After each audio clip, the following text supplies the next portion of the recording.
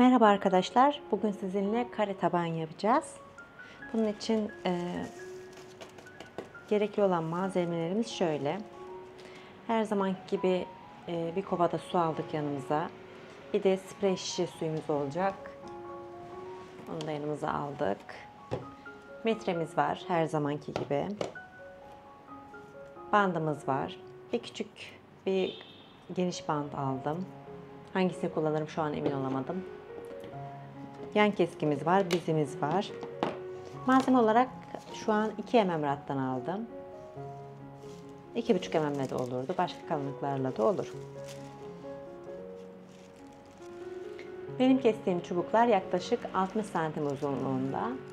Bu uzunlukların sizin için önemi yok. Çünkü sadece kare taban kısmını yapacağım. Daha sonra videoyu bitireceğim burada.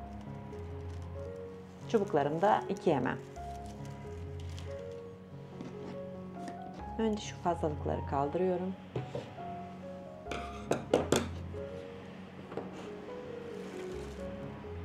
Örgüde kullanacağım rattanı suda ıslatıyorum.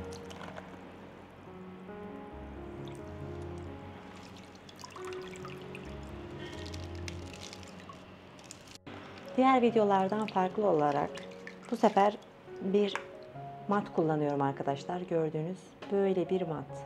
Kırtasiyelerde satılıyor. Bendekinin ölçüsü A2. 60 santime 45 santim genişliğinde bir mat. Şöyle de bir kalınlığı var. Üzerinde de böyle çizgiler var. Özellikle kare, dikdörtgen tabanlar yaparken bu şekilde ölçü matlarından faydalanmakta bize destek sağlayacak. Çubuklarımızı da ıslatıyoruz aynı şekilde. Onları ıslatmayı unuttum. Hepsini beraberce ıslatıyorum. Çubukların sayısını şu an size vermedim. Çünkü kaç tanesini kullanacağımı bilmiyorum. Karenin genişliğini yaparken görmüş olacağım. Şu an doğaçlama olarak başlıyorum. Şimdi arkadaşlar, çubuklarım tahmini olarak 60 santim uzunluğunda. Tekrar ölçtüm. Evet, 60 santime geliyorlar. Şu şekilde yapacağım. 20 santim dışarıda kalacak. 20 santim de karşı taraftan dışarıda kalacak. Buradaki ortadaki 20 santimde ise sepet olacak diye düşünün. 20'ye 20 bir taban yapacağız. Bunun için çubuklarım şu baştaki 20 santimini ölçüyorum. Çubukların başlarını eşitleyin lütfen. Hepsi birbirine eşit olsun. İşledikten sonra 20 santimi ölçtüm. Evet, burada itibaren öreceğiz. Şimdi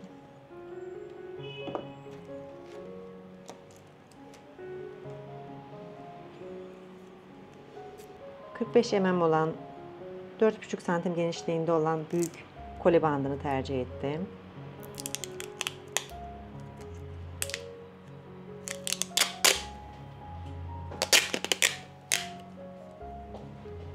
Bandı bu şekilde açtım. Bir kenardan yapıştırdım arkadaşlar. Mata yapıştırdım.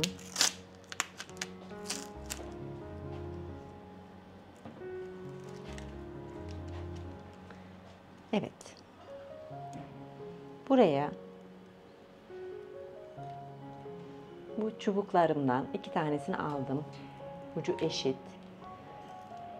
Hemen yan tarafta bir cetveliniz, mezuranız varsa ya da daha önce işaretlediğiniz o 20 santimlik yerden ben yanında cetvelden tekrar ölçtüm. Bunu yerleştiriyorum.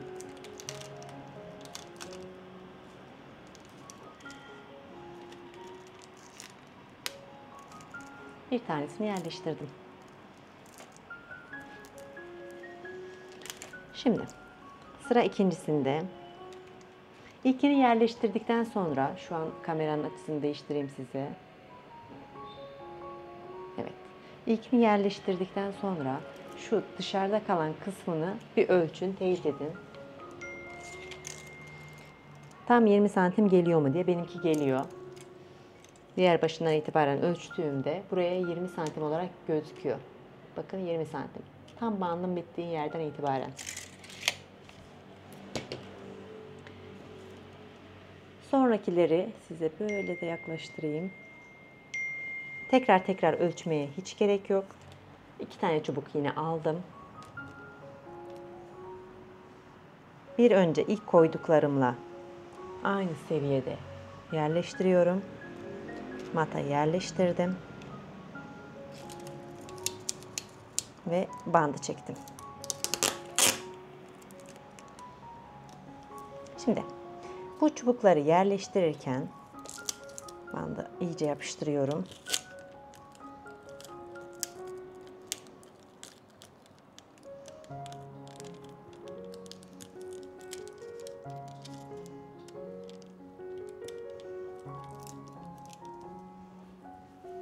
Bakın arada bu kadarlık mesafe benim için idealdi. Şu an baş parmağım tam sığmıyor neredeyse. İşaret parmağım girecek kadar bir mesafe. 1,5 santim yaklaşık olarak bu genişlik. Ben 2 mm rattan kullanıyorum. Daha ince bir rattan olduğu için bu mesafeyi daha fazla açmak istemiyorum. Eğer 2 mm rattan pardon 2,5 mm rattan kullansaydım bu mesafeyi biraz daha geniş yapabilirdim. Neredeyse 2 santime kadar. 2 santimden de daha fazla geniş istemiyoruz. Evet arkadaşlar. Burada bıraktığım arayla aynı miktarda yine bırakacağım. Her çubuğu bu şekilde yerleştiriyorum. Yine 2 tane aldım. Uçlarını eşitledim. Yine bunlarla aynı ölçüde ayarlayacağım.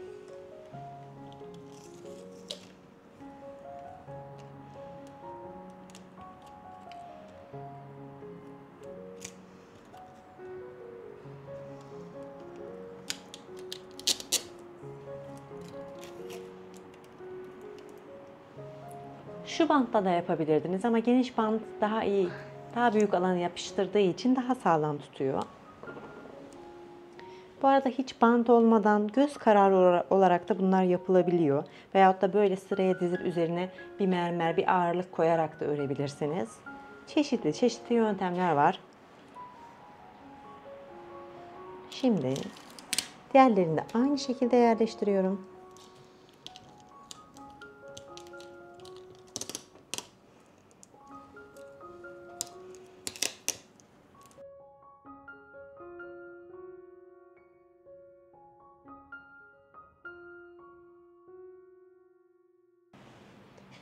Şimdi arkadaşlar, bakın örmeyeceğim yani dışarıda bırakacağım kısım 20 santim uzunluğunda oluyor ya.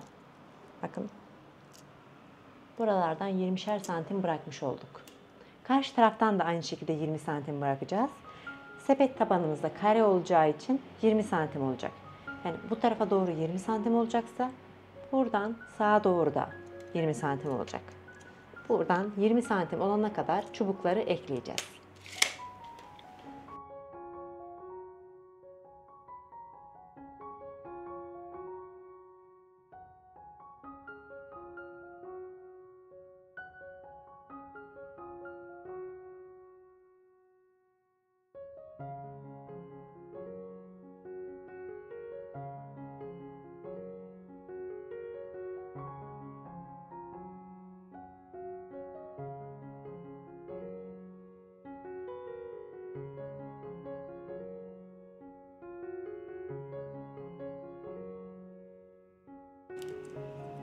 Taban yaparken en kolayı her zaman yuvarlak tabandır. Daha sonra bence oval taban. Dikdörtgen ve kare tabansa en zorları, en zahmetli olanlar oluyor. Çünkü onları düzgün yapmak çok zaman alıyor. Evet arkadaşlar. Bir tane daha, bir çift daha çubuk koyduğumda tam 20 santim olacak.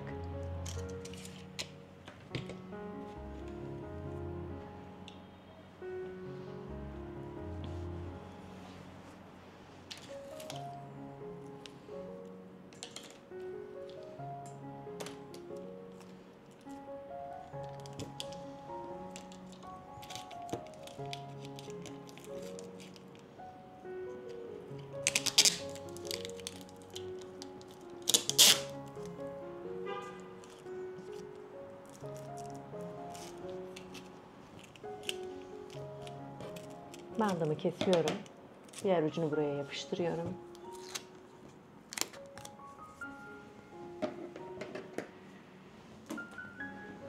Ve ölçüm yapıyorum tekrar.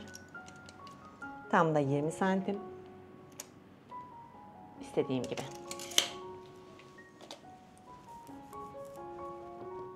Hepsinin arası eşit mi diye tekrar kontrol ediyorum.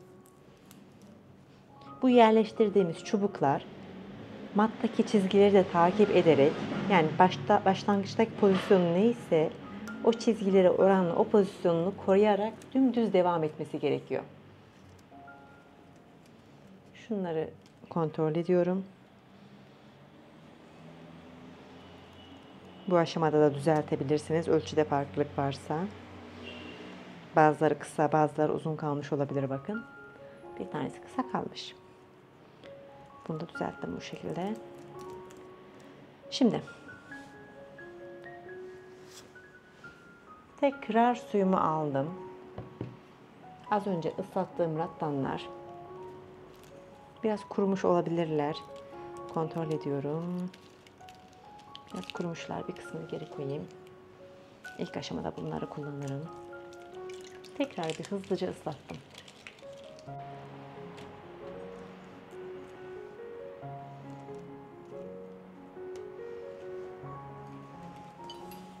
Bir adet çubuk aldım arkadaşlar. Tekrar anlatıyorum. Sepetimizi buradan itibaren tabanımızı örmeye başlıyorum. Kare taban olacak. Buradan buraya 20 santim. Buradan buraya da 20 santim olana kadar örgüyü yapacağım. Bu taraflara aşağı ve yukarı doğru çubuklar zaten var. Sağa ve sola doğru çubuklar da bırakacağız. Çünkü bu bıraktığımız çubuklarla yukarı doğru sepeti kaldıra veyahut da başka bir şey yapacaksak onu devam ettirebiliriz. İlk aldığım çubuk, örgü çubuğunu çubuk olarak yerleştireceğim. Bakın bunu hareket ettirdikçe bu ölçü değişebiliyor alttan. İlk başlarda dikkatli olalım. Çünkü bu bantlar çok da iyi yapışmıyor diyeyim bu mata. Dikkatli bir şekilde. Bu karşı tarafa da 20 santim bırakıyoruz. Hemen ölçeyim. İlkini güzelce ölçersek diğer çubukları da ilkine göre ölçerek bırakabiliriz. Her seferinde metreyle ölçmenize gerek kalmaz. Bakın 20 santim. 20 santim olan yerden bunu dışarı bıraktım. Hep şu elimle hangi rattanı kaldıracak ya da indireceksem buradan üstüne baskı uyguluyorum. Yerinden kımıldasın istemiyorum çünkü. Altından geçti. Tam banda kadar getiriyorum bunu. Bakın. Parmaklarımla da baskı uyguluyorum. Dediğim gibi yerlerinden kımıldamalarını istemiyorum. Bir altından bir üstünden.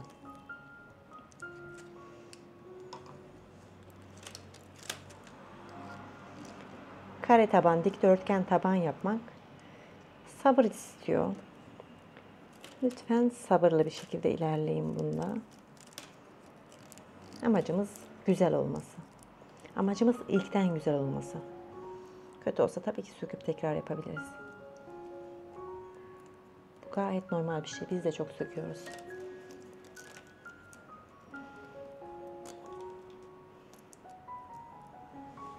Evet, bu çubuğu burada bırakıyoruz. Biraz uzun. Şimdi onu 20 santime ayarlayıp fazlasını keseceğim. Çünkü diğer çubukları da hep bunlardan örnek alarak bu uzunlukta bırakmış olmak istiyorum. Tamam.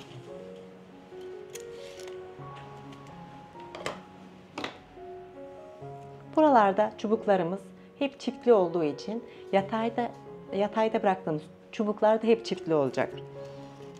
Hemen bunun yanına çiftini yerleştiriyorum önce.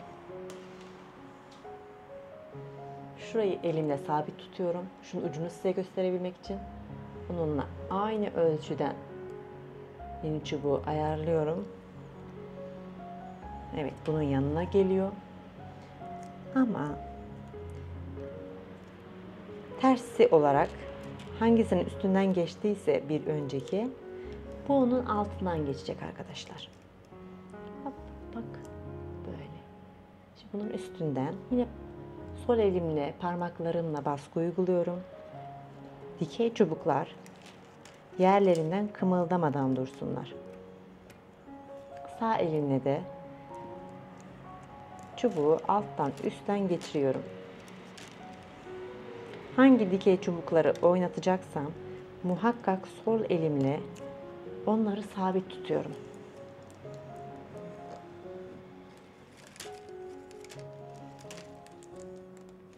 Yoksa bantlamamıza rağmen gayet yerlerini bozar ve düzeni karmaşaya çevirirler.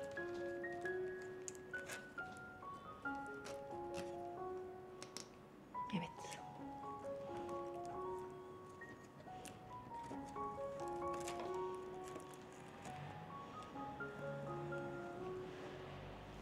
Şimdi çubuğu burada diğeriyle yine eşitledim. Kestim. Tamam. İlk sıra çubuklarımızı koyduk yatayda.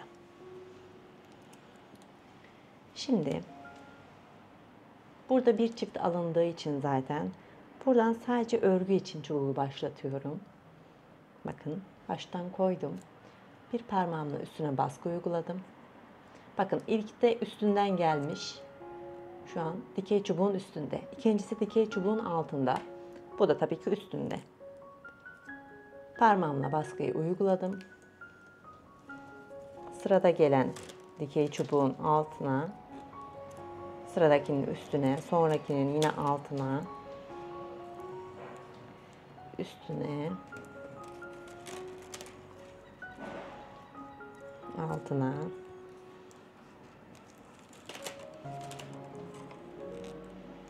üstüne, altına geldik buraya. Burada ne yapacağız? Burada tekrar bir çubuk bırakmıyoruz. Örgüye devam ediyoruz. Buradan son dikey çift çubuğun altından geçirip alttan geçirip tekrar devam ediyoruz karşı tarafa doğru örgüye. Bu sefer sağ elimle çubuklara baskı uyguluyorum. Sol elimle de terse doğru bunu örüyorum. Hep örerken bu çubukları, yatay çubukları birbirlerine yaklaştırıyorum. Bu çubukların dikey, yukarı doğru düzgün bir şekilde durmalarını kontrol ediyorum.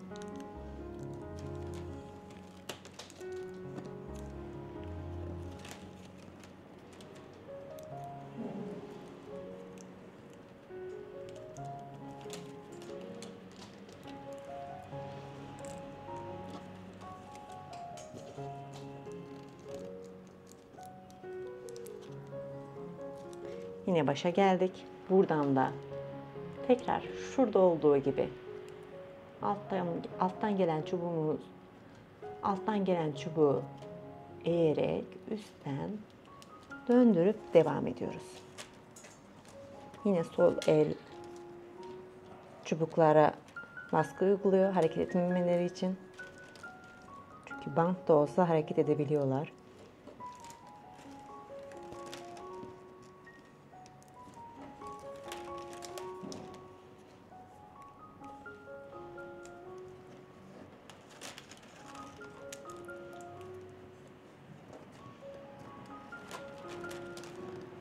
Artık çok fazla baskı uygulamama gerek kalmadı. Çünkü buradan 4-5 sıra geçmiş olduk zaten. Onun için yerleri biraz sabitlenmiş oldu.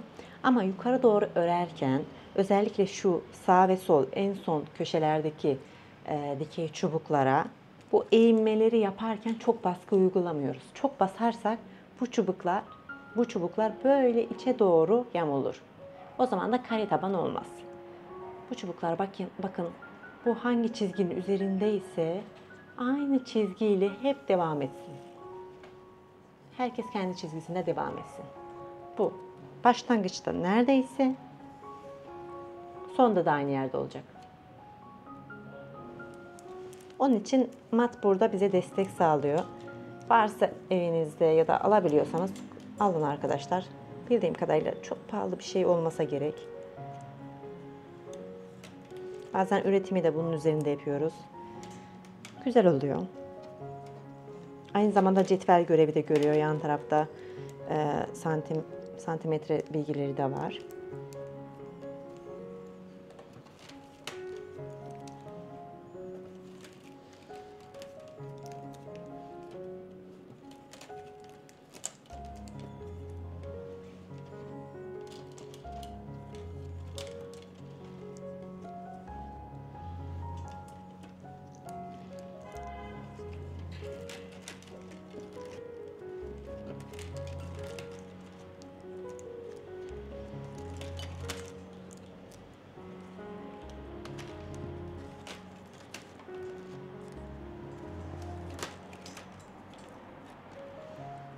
Buradan 3. kez dönüyorum.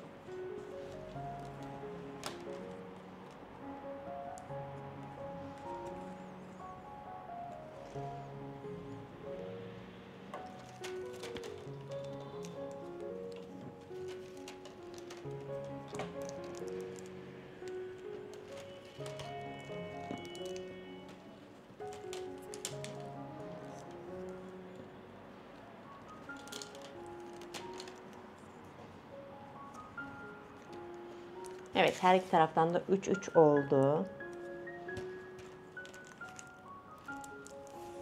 Şimdi arkadaşlar buradan tekrar çubuk ekleyeceğiz ama neye göre ekliyoruz? Kaç sıra gittikten sonra ekliyoruz? Şuna göre karar verin. Bakın şuralarda bıraktığım boşluk ne kadarsa buralarda bırakacağım boşluk da aynı kadar olacak. Birebir aynı kadar olması gerekiyor. Yoksa çirkin olur, güzel olmaz. Bakıyorum burada çubuğu yerleştirsem daha erken olacak. Yani buraya oranla daha dar bir aralık olacak. Onun için şu an devam ediyorum. Buradan tekrar çevirdim.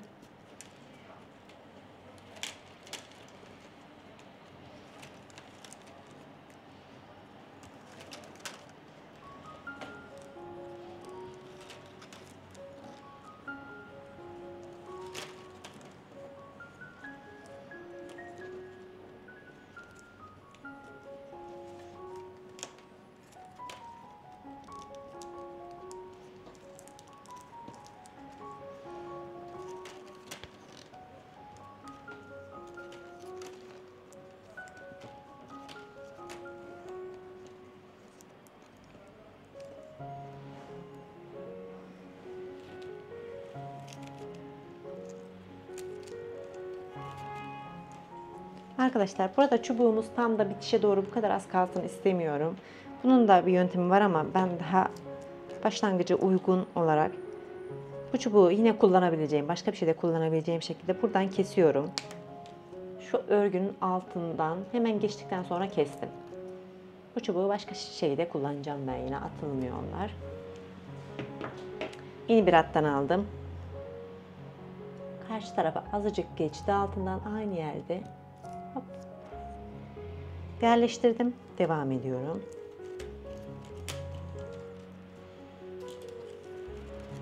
Devam ettim ve başa geldim. Şimdi buradan 4 kez dönmüş olduk. Burada da aynı şey oldu. Birebir eşit oldu. Bence aradaki mesafe buraya oranla ideal oldu.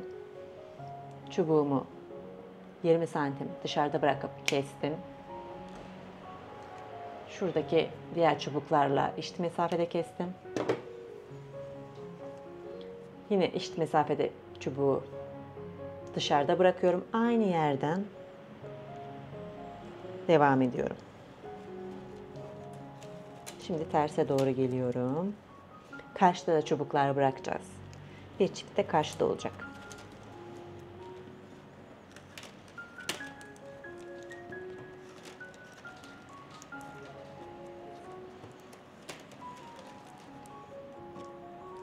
Geldim. Burada da diğer çubuklarla ölçüyorum ve 20 santim bırakıyorum. Şimdi burada bir çift çubuk var. Burada sadece bir tane var.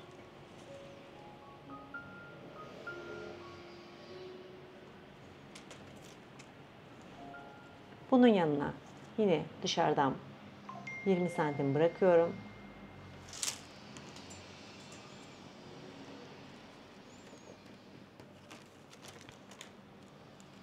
Alttan üstten yine dokuyarak karşıya geliyorum.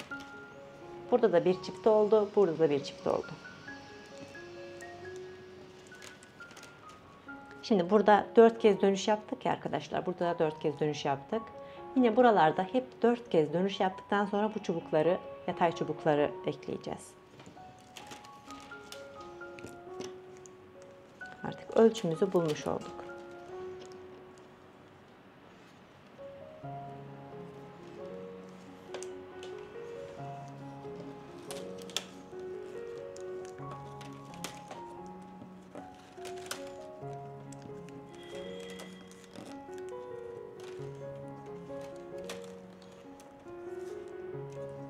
Buradan karşıya döndürdüm.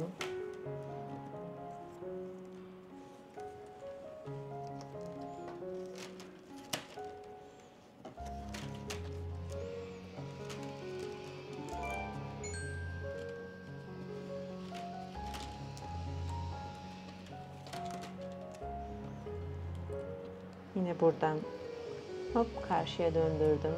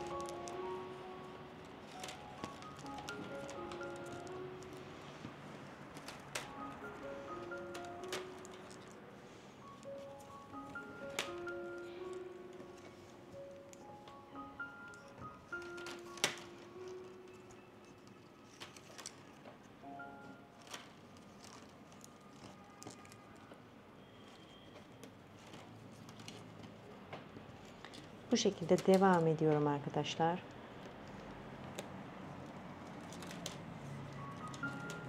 Bu kadar zamanda yuvarlak taban yapıyor olsaydık 40 santim çapında yuvarlak tabanı neredeyse yapmıştık.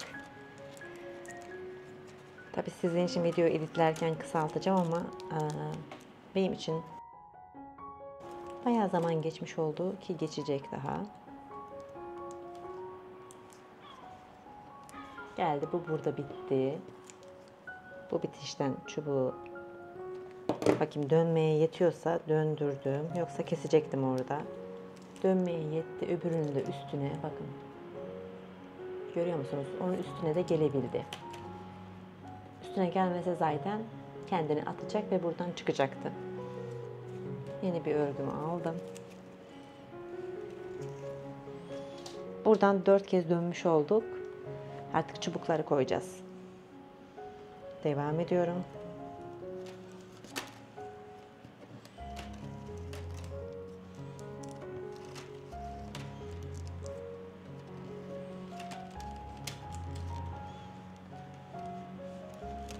Bakın burada da 4 kez dönmüşüm zaten. Şimdi çubukları daha önceki çubuklarla eşitleyerek kesiyorum. Buradan da yine 20 santim bırakıp geriye geliyorum. Sağa doğru gidip sağ tarafta da bir çift çubuk oluşturacağız.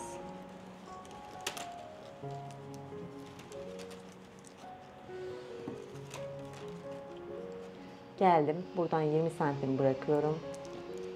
Önceki çubuklarla eşitleyip kestim. Yine 20 santim bırakıp üstten duruyor bu. Aynı çubuğun altından diğer çubuklarla eşit, yani 20 santim bıraktım. Hop yerleştirdim ve örgüye devam. Şurada yanlış yaptım.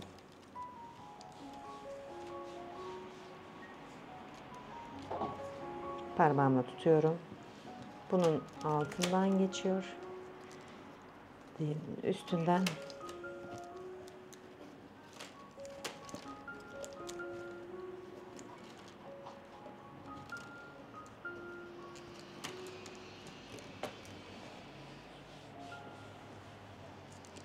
Burada zaten bir çubuğumuz var. Gelince buradan dönüş yapacağız. Geldik. Son dikey çubuğumuzun altından geçtim. Ve dönüyor. Döndürürken bu dikey çubuğu parmağımla tutuyorum sabit. İçe doğru yamulsun istemiyorum. Hop. Eğdim. Ve devam.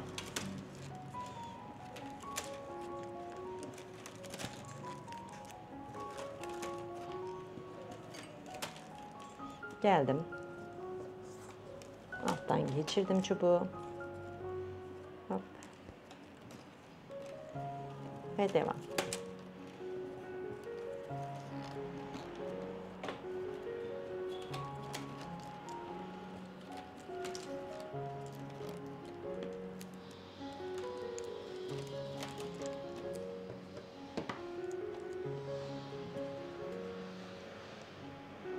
Geldim. Parmağımla tutuyorum.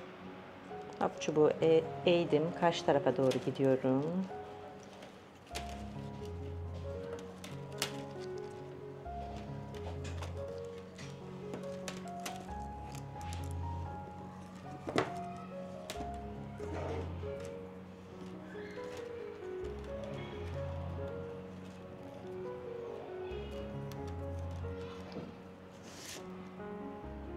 Evet, bu çubuğun altından geçtikten sonra biraz çıkıyor ve bitiyor. Tamam, ideal. Yeni rattan çubuk aldım.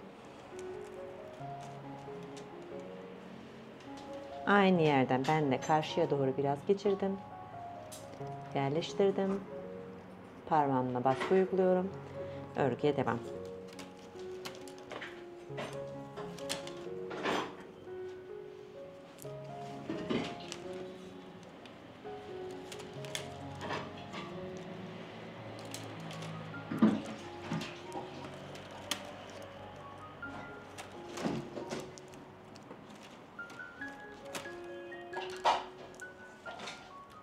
Bakalım ne kadar olmuş. Genişliği tabii ki 20 santim. Yükseklik şu anda 5 santimi biraz geçmiş. Bu 20 santim olacak arkadaşlar. Şuraya kadar gelmesi gerekiyor. Daha yolumuz var. Şimdi devam ediyorum. Önce kameramın yerini ortalayacağım size.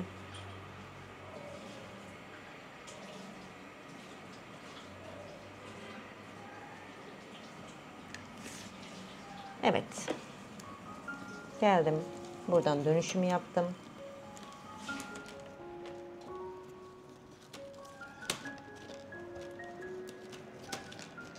Hızlıca, elimden geldiğince hızlıca devam ediyorum.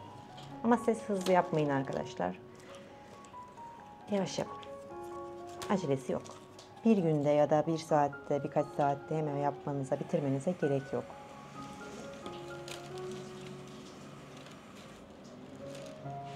Sıkışık bir zamanda hemen bitmesi için ne zaman uğraşsak kendi adımıza ürün güzel olmuyor, içimizi sinmiyor. Halbuki canımızın istediği anlarda yavaş yavaş ilerlettiğimiz ürünlerse çok güzel oluyor.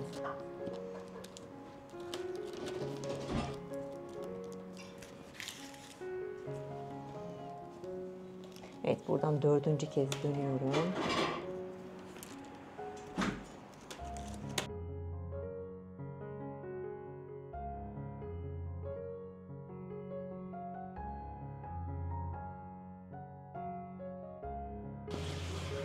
Hemen 20 santim dışarı bırakıyorum. Yeni çubuğu devam ettirdiğim aynı çubuğu da 20 santim dışarı bırakıp üstten koydum. Terse doğru devam ediyorum.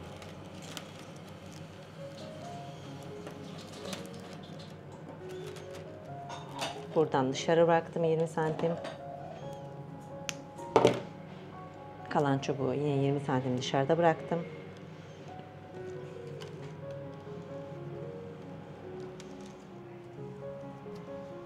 Örmeye devam ediyorum ve çubuğum burada bir yerde bitiyor. Gelip bu sefer daha öncekiler bakın burada bir kere üstte bitmiş. Daha önce altta da bitti birkaç kez.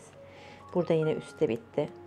Eğer bu yapacağınız kare tabanda spesifik olarak iç kısmı ya da dış kısmında hani bu eklemeler gözüksün istemiyorsanız bütün eklemeleri aynı tarafa denk getirebilirsiniz. Mesela burada olan ekleme yani bu tarafta gözüksün istemiyorsanız çubuğu alta bırakın. Bunun üzerinden ekleme yapın. Yani bunun altından yeni çubuğu yerleştirerek buradan devam edin. Kalan fazlalığı da en sonunda kesersiniz. Şu an benim için o kadar da zaruri değil. Bütün eklemelerin aynı tarafta olması. Zaten bunları güzelce keseceğim ben en sonda. Pek de belli olmayacaklar açıkçası. Yeni çubuğumu aldım. Yerleştirdim parmağımla. Baş parmağım üzerine baskı uyguladım. Hop, örgüye devam.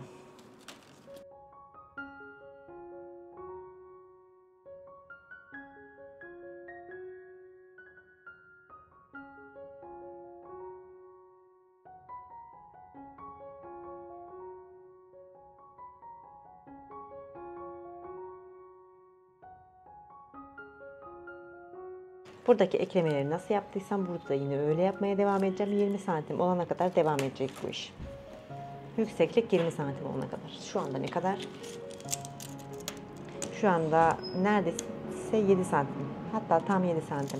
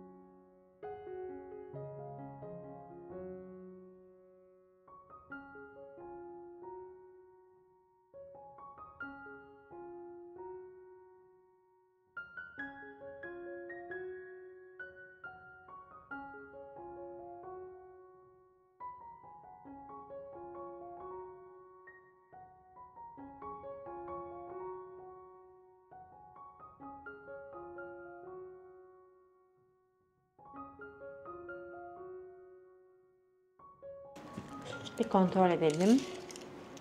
Evet. Genişliğimiz 20 santim.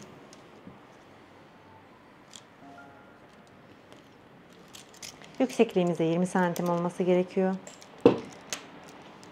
Şu an gördüğünüz gibi 1 santim kadar eksik. Pardon. Şöyle ölçeyim sizin görebilmeniz için. 1 santim kadar eksik var arkadaşlar. Buraya kadar öreceğiz. Zaten çubuklarımız burada 4 sıra örüp bir çift daha yatay çubuk koyduğumuzda 20 santimlik yükseklik tamamlanmış oluyor. Yani 20'ye 20 olacak.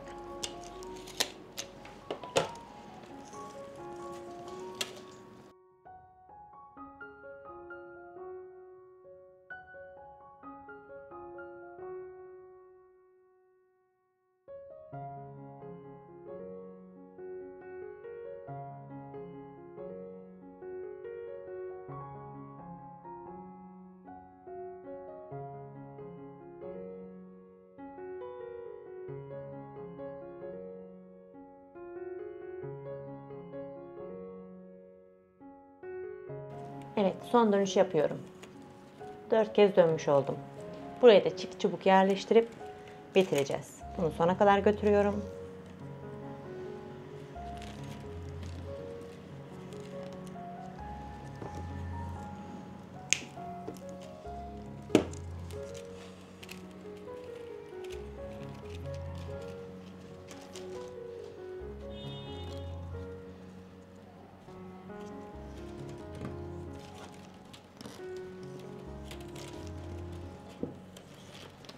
...20 santim bırakıp kestim. 20 santim diğerleriyle aynı ölçüde bırakıp geri geliyorum.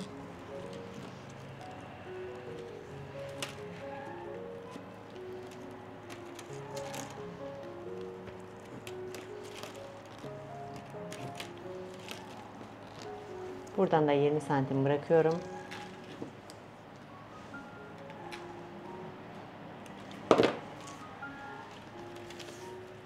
Şurada bir çift çubuğumuz, burada ise tek çubuğumuz kaldı.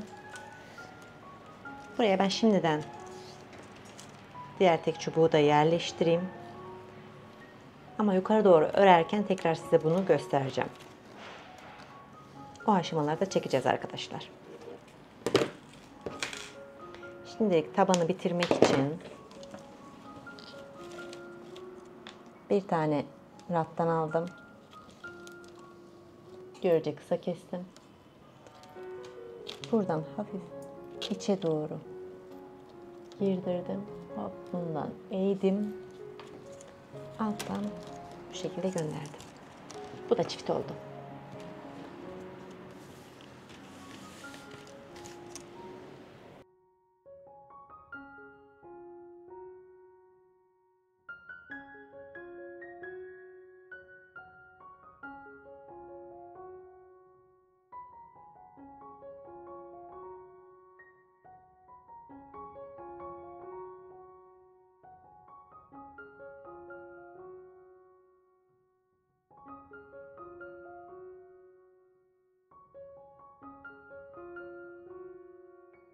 İzlediğiniz için teşekkür ederim. Umarım faydalı olmuştur. 20'ye 20 kare tabanımız hazır.